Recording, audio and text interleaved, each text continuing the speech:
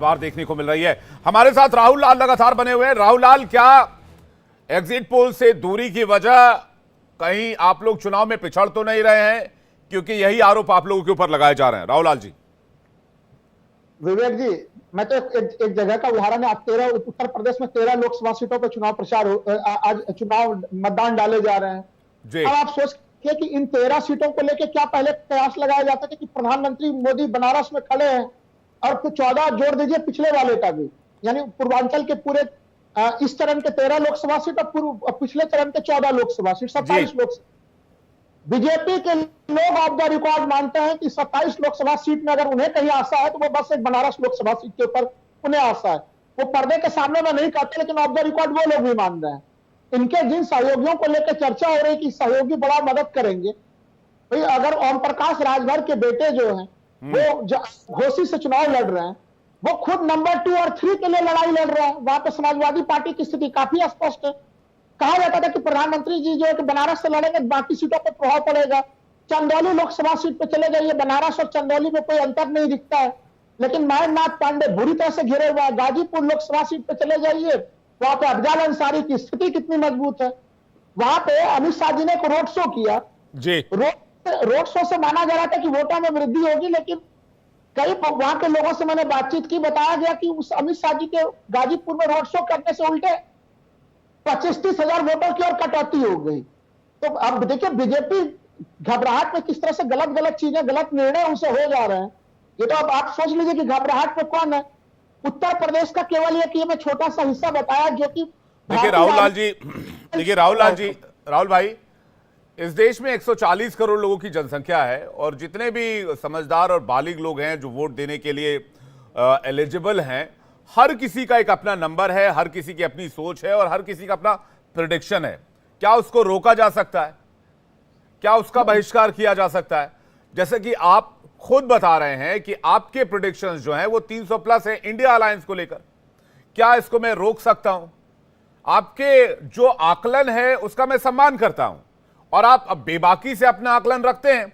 इसी तरह आज की तारीख में हर घर में यह चर्चा होगी कि 4 तारीख को किसके फेवर में रिजल्ट आएगा। कोई कहेगा इंडिया अलायंस, कोई कहेगा एनडीए, नेशनल डेमोक्रेटिक अलायंस।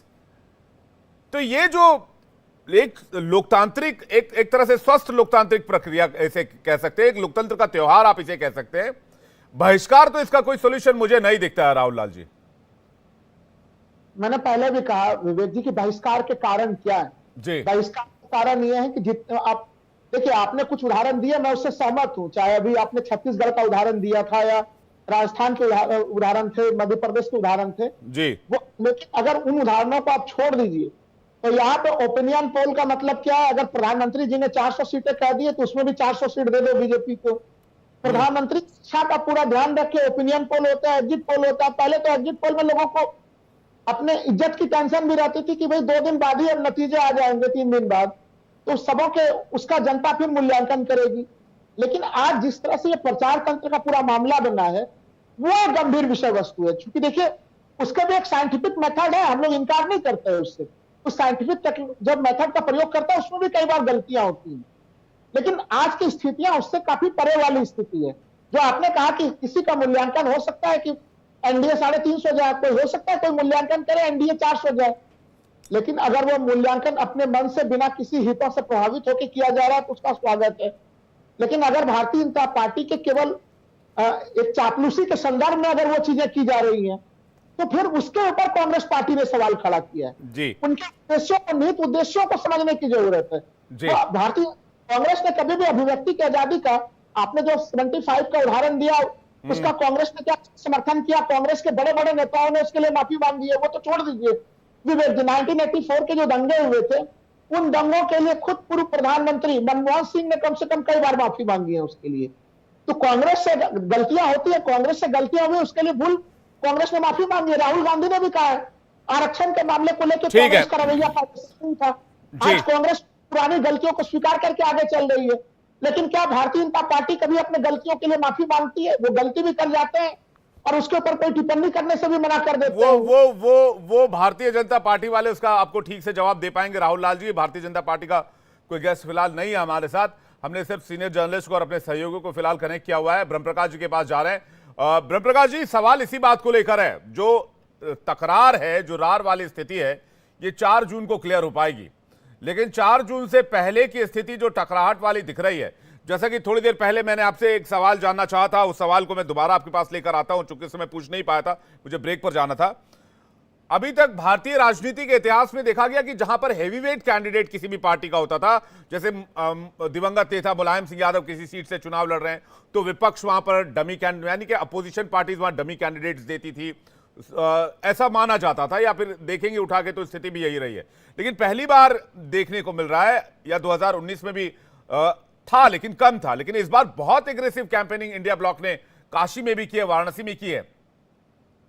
बिल्कुल बिल्कुल, आपने सही कहा। देखिए, वो इसलिए क्योंकि आप देखिए 2014 से, जब से खासतौर से बीजेपी की आप रणनीति देखिए कि जो बड़े हैवीवेट अपोजिशन पार्टीज के नेता थे, उनको घेरने की कोशिश की गई और उनको कई सीटें उनसे छीनी भी गई। आप अमेठी की ही बात कर लीजिए, देखिए 2014 में स्मृति ईरानी को उतारा गया, वो हारी, लेकिन 2019 में वहां दोबारा उतारा गया और राहुल गांधी को उन्होंने हराया।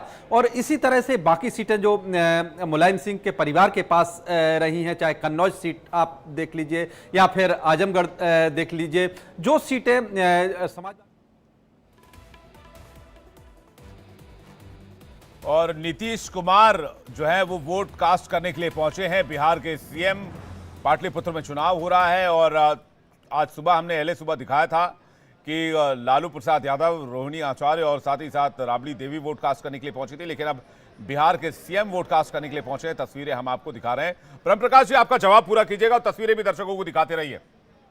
बिल्कुल, देखिए विवेक, मैं जिस तरह से बता रहा था कि 2014 के बाद कैसे जो है राजनीतिक पार्टियों का अंदाज बदला, खासतौर से जिन सीटों पर बड़े नेता होते थे, हैवीवेट होते थे, जैसा आपने जिक्र किया कि पहले ऐसा होता था कि कमजोर या एक डमी कैंडिडेट आप कह सकते हैं कि बड़े नेता के खिलाफ उतारा जाता था, जनरली उसको एक सेफ पैसेज दिया जाता था, ये एक ट्रेडिशन रही है। लेकिन 14 के बाद पूरा का पूरा अंदाज बदल गया।